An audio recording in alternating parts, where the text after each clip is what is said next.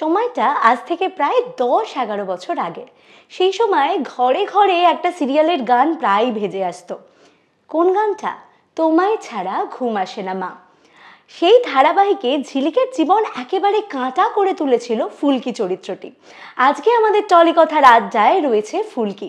আসুন আলাপ করিয়ে দিই তাদের সাথে এবং আমাদের জমজমাট আড্ডা দেখার জন্য আমাদের সাথে থাকুন।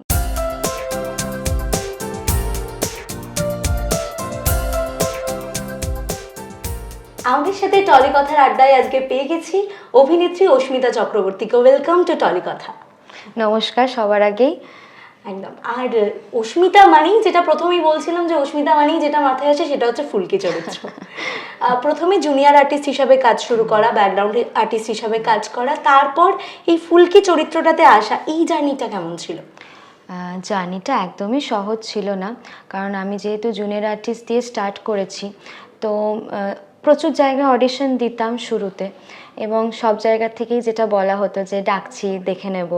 তো আমি আশা ছাড়িনি কখনো, ভেবেছিলাম ঠিক আছে লড়াইটা করে যাই, একদিন না একদিন হয়তো কারোর না কারোর চোখে পড়বো, হয়তো কারোর ভালো লাগবে, মনে হবে যে আমার দ্বারা হয়তো এই চরিত্রটা করা যায়। তো সেরকমই পুনমদির কথা না বললে নয়, কারণ পুনমদি আমাকে সিলেক্ট করেছিলেন। তো পুনমদির হয়তো কোথাও বিশ্বাস ছিল যে আমি হয়তো এই চরিত্রটা একটু হলেও ফুটিয়ে তুলতে পারবো। আমার কাছে বেশি চ্যালেঞ্জিং ছিল, কারণ সেই সময় মা সিরিয়াল হচ্ছে একটা জনপ্রিয় সিরিয়াল ছিল, এবং ছোটোবেলার ঝিলিক ফুলকি অলরেডি এস্টাবলিশড ক্যারেক্টার, মানুষ অ্যাকসেপ্টেড করে নিয়েছে। তো সেই জায়গাটা সমানভাবে বয়ে নিয়ে যাওয়া, যেন গ্রাফটা যেন কোথাও না পড়ে যায়, গ্রাফটা যেন নয় সেম থাকে নয় ওপরে ওঠে। আর যেহেতু আমি নিউ কামার, মানে সেই অর্থে তো বড় কোনো কাজ বা লং ক্যারেক্টারের তো কোনো এক্সপিরিয়েন্স ছিল না এরকম ভাইটাল চরিত্র করার। তো সেদিক থেকে আমি নিউ কামার। তো পুনমদির বিশ্বাস এবং দর্শকদের মনের মণিকোঠায় পৌঁছানোটা একটা বিশাল বড় মানে চ্যালেঞ্জিং ছিল। এছাড়াও দেখো, একার দ্বারা তো কোনো কিছু হয় না, যেটা আমার মনে হয় অনেকগুলো মানুষের সহযোগিতা থাকে একটা চরিত্রকে দাঁড় করানোর পেছনে। যেরকম আমার সহ অভিনেতাদের কথা না বললে নয়, আমার প্রচুর সিনিয়র আর্টিস্ট আছে যাদের কাছ থেকে আমি প্রচুর শিখেছি, সেই সময় প্রচুর ফলো করেছি ওনাদেরকে, ওনারা কীভাবে তাকান, কীভাবে কথা বলেন, কীভাবে ডায়লগটা থ্রো করেন। এছাড়া আমি টেকনিক্যালি অত সাউন্ড ছিলাম না সেই সময়, তো অনেক টেকনিক্যাল টার্ম আমি মানে অবগত ছিলাম না তার সাথে। তো ক্যামেরার পেছনে যারা ছিলেন, তো সবার কাছ থেকেই আমি শিখেছি, আমাদের রাইটার শাহানাদি, তো সবার সহযোগিতায় আশা করি চরিত্রটা একটু হলেও আমি মানুষের কাছে ফুটিয়ে তুলতে পেরেছি। এই যে তুমি প্রথম দিকের যেহেতু কাজ, এবং প্রথম দিকের এত বড় একটা চরিত্র করা, এরকম আইকনিক চরিত্র করা, কিন্তু নেগেটিভ ক্যারেক্টার, সেটার জন্য প্রিপারেশনটা কিরকম ছিল? যে মানে পজিটিভ ক্যারেক্টার একটা তাও লিঙ্ক করা যায়, কিন্তু নেগেটিভ ক্যারেক্টার তো একদম অপোজিট, সেটা কিরকম ছিল? দেখো, first of all negative character করতে আমি ভীষণ ভালোবাসি, কারণ নেগেটিভ ক্যারেক্টারে পজিটিভ ক্যারেক্টারও ভালো লাগে, কিন্তু নেগেটিভে যেহেতু অনেক রকম শেডস থাকে, অনেকভাবে চরিত্রটাকে ভাবা যায়, অনেকভাবে করা যায়, তো তার জন্য আমি ভীষণ নেগেটিভের দিকে আমার মানে ভালো লাগে, আকর্ষণ করে নেগেটিভ ক্যারেক্টার। কিন্তু অ্যাট দ্য সেম টাইম এটাও মাথায় রাখতে হয়, যেহেতু নেগেটিভ তার অনেক কিছু কাজকর্ম থাকে করার, তো সেগুলোকে আমি ঠিকঠাক করে ফুটিয়ে তুলতে পারবো। তো মানে আমি ওই জন্যই শুরুতে বললাম যে আমি প্রচুর সিনিয়র আর্টিস্টদেরকে খুব ফলো করতাম, যে কোন ডায়লগটা তারা কীভাবে তাকাচ্ছে, কীভাবে বলছে। মানে একটা টাইমে তো আমার শর্ট নেই, হয়তো আমার সিনও নেই, আমি সে সময় ফ্লোরে বসে আছি, ওনাদেরকে ফলো করছি। আমি সবার কাছ থেকে প্রচুর শিখেছি, এবং স্টিল নাও এখনও আমি শিখি। তো সবাই হেল্প করেছে আমাকে। আর ছোট ফুলকি যে করতেও আর কি ভাবনা, তো তাকেও আমি ফলো করতাম, যেহেতু সেটারই আমি বড়টা করছি। তো আমাদেরকে এমনিও বলেছিল। এছাড়া একটা ওয়ার্কশপ হয়েছিল আমাদের শুরুতে, শুরু হওয়ার আগে, সেটা আমাকে প্রচণ্ডভাবে হেল্প করেছে। তো সবটা মিলিয়ে সবার সহযোগিতায় আশা করছি আমি দর্শকদেরকে অতটা হতাশ করিনি, মানে পুরোপুরি হতাশ করিনি।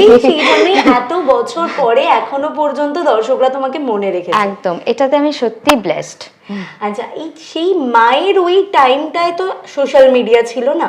এবার এখন নেগেটিভ ক্যারেক্টার করা মানেই সোশ্যাল মিডিয়াতে মিম বেরোয় যে নেগেটিভ ক্যারেক্টার নিয়ে লোকজনের প্রচন্ড নিন্দা, যে সহ্য করতে পারছি না। সেই সময় রিয়াকশনটা কিরকম পেতে?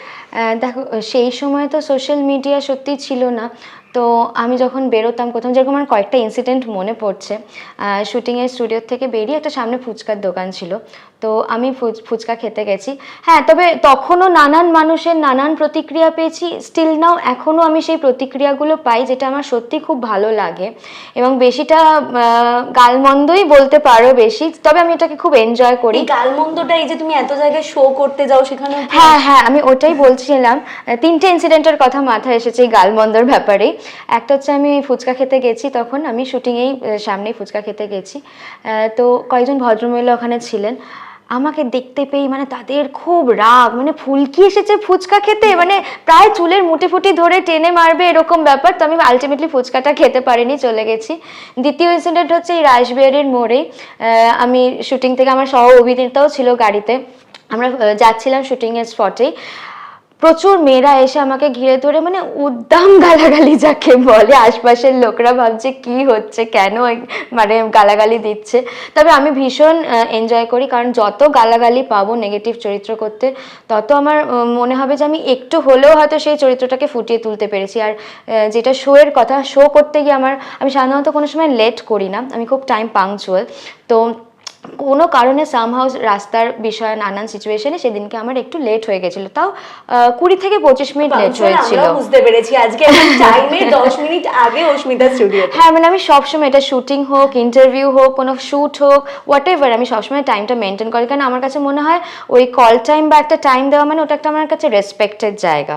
তো এরকম সেবারে আমার 20-25 মিনিট দেরি হয়ে যায়, যদিও হওয়াটা উচিত ছিল না, বাট স্টিল দেরি হয়ে যায়। এবং দেরি হয়ে গেছে বলে যে দর্শকরা আমার উপর রেগে গেছে সেটা কিন্তু না, ফুলকির দেরি হয়েছে বলে তার জন্য রেগে গেছে। রেগে গিয়ে মানে সাংঘাতিক, মানে গাঁদা ফুলের মালা, তারপর ইটের ডেলা, মানে যে আঘাত করার মতন নয় ডেফিনেটলি, কিন্তু সেগুলো ছুঁড়ে মানে তাদের রাগটা কি করে বের করবে সেটা মানে আমাকে ছুঁড়ে মারা হয়েছিল। এবং আমি অনেকক্ষণ ধরে সেই স্টেজে মানে সবাইকে আর কি বুঝিয়ে শান্ত করি, তারপর আর কি আমি স্টেজটা শোটা করতে পারি আর কি। সেটাও তো একরকম এই ফুলকি চরিত্রটার প্রতি ভালোবাসা। একদম একদম, আর রাগটাও তো ভালোবাসা। একদম একদম। আর আমি চাই যত মানুষ মানে পজিটিভ ক্যারেক্টার করলে তো অবশ্যই এই জায়গাগুলোর, এই প্রতিক্রিয়াগুলোর আশা করা যায় না, কিন্তু নেগেটিভ চরিত্র করলে তো এই প্রতিক্রিয়াগুলো আশা করা যায়। তো এগুলো আমি এক্সপেক্টও করি যে যত পাবো তত আমি বুঝবো যে না, আমি একটু হলেও পারছি, বা আমাকে আরো এফর্ট দিতে হবে তার পেছনে। যেটা বলছিলাম এই সোশ্যাল মিডিয়ার কথা, যে সেই সময় সোশ্যাল মিডিয়ার চল একেবারেই ছিল না, এখন সোশ্যাল মিডিয়ার চল, এই পার্থক্য কিছু বুঝতে পারো? দেখো, সব কিছুরই নেগেটিভ দিক আছে, পজিটিভ দিক আছে, তবে আমি পজিটিভটাকে নিয়েই চলতে বেশি পছন্দ করি, কারণ চারিদিকেই তো এত নেগেটিভিটি, তার ভেতর পজিটিভ দিকটায় ফোকাস করা বেশি ভালো। যেরকম এখন মানুষের সাথে যোগাযোগের মাধ্যমটা খুব ইজি হয়ে গেছে। আগে আমরা ভাবতাম কিভাবে যোগাযোগ করব, কিন্তু এখন সেটা ইজিলি অ্যাক্সেসেবল। কাজের কোনো খবর আমরা সোশ্যাল মিডিয়ার মাধ্যমে পাই, যেরকম কাজের খবর বলতে বিভিন্ন অডিশন, কোথায় কি কখন কি হচ্ছে, সেই খবরগুলো আগে আমরা পেতাম না। এখন অনেকেই যারা নতুন আসছে তারা সেইভাবে যোগাযোগ করতে পারছে এবং নতুন ট্যালেন্টরাও বেরিয়ে আসছে। তো এগুলো অবভিয়াসলি একটা পজিটিভ দিক। আর নেগেটিভ দিক আমরা সবাই জানি কি আছে না আছে, তো সেই দিকটা যদি আমরা একটু নিজেরা সচেতন হই, আমার মনে হয় পজিটিভ দিকটার ওপরে আমরা বেশি ফোকাস করতে পারবো। আর সেই সময় টিভির ব্যাপারটা যেমন ছিল, মানে আমরা মেনলি রেস্ট্রিক্টেড ছিলাম মেনলি টিভি আর সিনেমা হলের মধ্যে।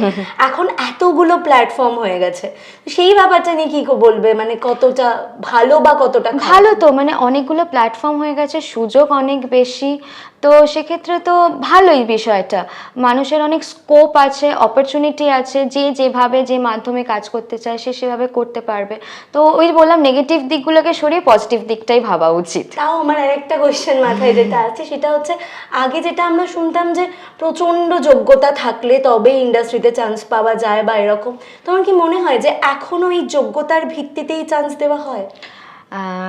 আজও আমি বলবো যে যোগ্যতার ভিত্তিতে কাজ পাওয়া যায় ঠিকই, তবে হ্যাঁ, আগের থেকে সেটার সংখ্যাতে অনেকটা কমেছে, সেটাও ঠিক কথা।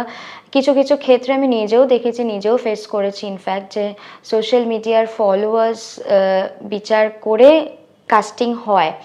কিন্তু আমি তাও বলবো যে যোগ্যতার ভিত্তিতে কাজ পাওয়া যায়, যদি সেটা সঠিক জায়গায় বা সঠিক পার্সন বলা যায়, কারণ আজকাল তো প্রচুর ফেক ফ্রড নানানভাবে স্ক্যাম হচ্ছে, অনেক ফাঁদে পা পড়ে যাচ্ছে, অনেক মানুষ সেখানে ফাঁদে পা দিয়ে দিচ্ছেন। তো সেইগুলো না করে যাতে সঠিক জায়গায় সঠিক মানুষের কাছে যদি পৌঁছানো যায়, আমার মনে হয় যোগ্যতার বিচারে এখনও কাজ পাওয়া যায়। একদমই তাই। আর এতগুলো ধারাবাহিকে তুমি অভিনয় করেছো, আমি যদি ফুলকিটা বাদ দিয়ে রাখি, তার বাকি কোন চরিত্রটা তোমার বেশি ভালো হ্যাঁ, লেগেছে? ফুলকিটা যেহেতু বলেই ফেললে, নাহলে তো আমি ওটা বলতাম, না, যেহেতু ওটা বাদ দিই। কারণ ওখান থেকে আমি পরিচিতি পেয়েছি, তো সেটা কখনোই অস্বীকার করার জায়গা নেই। এছাড়া আমার একটা ভীষণ পছন্দের কাজ, দেখো সব কটা কাজই আমার কাছে ভীষণ পছন্দের, এক একটা চরিত্রকে আমি চেষ্টা করি এক এক রকমভাবে পোট্রে করা, বা কোনোটার সাথে কোনোটা যাতে মিল না থাকে। তবে একটা কথা না বললেই নয়, সেটা আমি একটা সিরিয়াল করতাম কালার্স বাংলায়, গৌরীদান বলে, ওখানে আমি যে চরিত্রটা করতাম সেই চরিত্রটার নাম প্রতিমা বলে, ভীষণ পজিটিভ ক্যারেক্টার, ওটা কিন্তু একদমই নেগেটিভ ছিল না, ভীষণ প্রতিবাদী একটা চরিত্র ছিল। মানে যেটা অন্যায় সেটা অন্যায় বলে, সে সবার মুখের ওপরেই বলে, এবং যেটা ন্যায় সেটা ন্যায় বলে, কিন্তু এরকম ঝগড়া ঝাঁটি ঝামেলা করে কখনোই না, একদম সফটভাবে তার প্রতিবাদটা জানায়। তো সেই চরিত্রটাতে আমি প্রচুর শেডস পেয়েছিলাম, পজিটিভ হলেও আমার ভীষণ ভালো লাগার চরিত্র ছিল সেটা। এছাড়াও দেখো অন্যান্য চরিত্রও আছে, সীমারেখার কথা যদি বলি বা রাসমণির কথা বলি, সব চরিত্র কোনটা ছেড়ে কোনটা বলবো। রশ্মিতাও কি প্রতিবাদী একটু? হ্যাঁ, আমি একটু প্রতিবাদী। প্রতিবাদ, দেখো যেটা অন্যায় আমি সেটা মুখের ওপর বলতে পছন্দ করি, মানে অন্যায়টাকে আমি কোনোভাবেই বলবো না না এটা ঠিক, এটা আমি পারবো না আর কি। সাথী তো সবে সবে শেষ হলো, এরপর কি প্ল্যান রয়েছে? অবশ্যই আরও একটা ভালো কোনো চরিত্র দর্শকদের সামনে নিয়ে আসার প্ল্যান রয়েছে। এবার যাই চরিত্র আসুক না কেন, আমার কাছে সবকটাই চ্যালেঞ্জিং, আমি সেটাকে চেষ্টা করব ফুটিয়ে তোলার, আমার 100 কেন 200% দেওয়ার।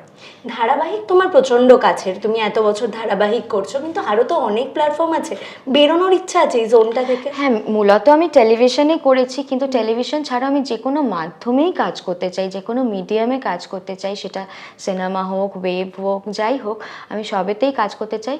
এবং প্রতিটা চরিত্র মানে চ্যালেঞ্জিং চরিত্র, বা মানে যে চরিত্রটার হয়তো একটু মূল্য আছে বা গল্পে প্রভাব ফেলবে, এরকম চরিত্র আমি করতে চাই। অল দ্য বেস্ট তোমার ফিউচার কাজের জন্য। এবার সবশেষে যেটা না হলেই নয়, সেটা হচ্ছে সেই আমরা যখন ছোট ছিলাম আজ থেকে 11 বছর আগে, ঘরে ঘরে সব জায়গা থেকে একটাই গান বেজে উঠতো, তোমায় ছাড়া ঘুম আসে না মা। মানে এটা বোধহয় আমাদের ডেলি শুনতেই হবে, এটা ছাড়া সবার জীবন অসম্পূর্ণ। 8টার সময় সবার বাড়িতেই যারা একসাথে চলতো দেখতেন না তারাও পাশের বাড়ির এই গানটা তাদের একদম কানে একদম। আসতো। এই গানটা তোমার কাছে একটু শুনতে চাই। অ্যাকচুয়ালি আমি তো সিঙ্গার নই, কিন্তু তাও ঠিক আছে, আমি 2 লাইন চেষ্টা কিন্তু করছি। ভীষণ সুন্দর গান গায় কিন্তু। ওই চাঁদের টিপে মন দোলে না মা, দোলনা দোলে মন দোলে না মা,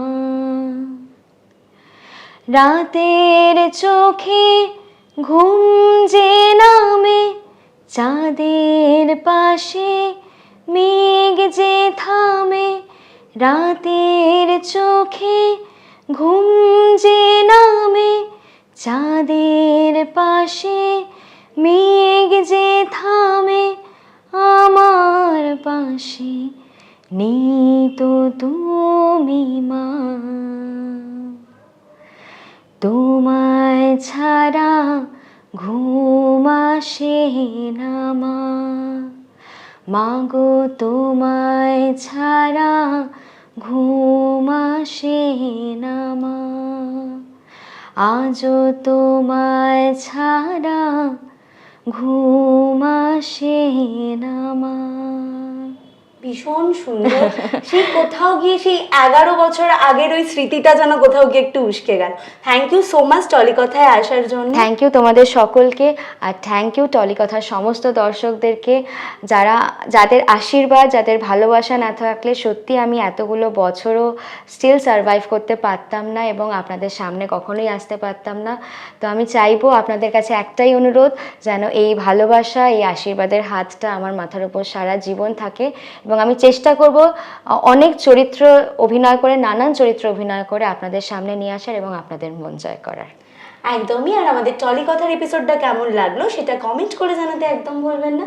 আর এরকম আরও অনেক টলি কথার এপিসোড দেখার জন্য প্রত্যেক শনিবার ঠিক সন্ধে 6টার সময় চোখ রাখতে হবে জিও বাংলার পর্দায়।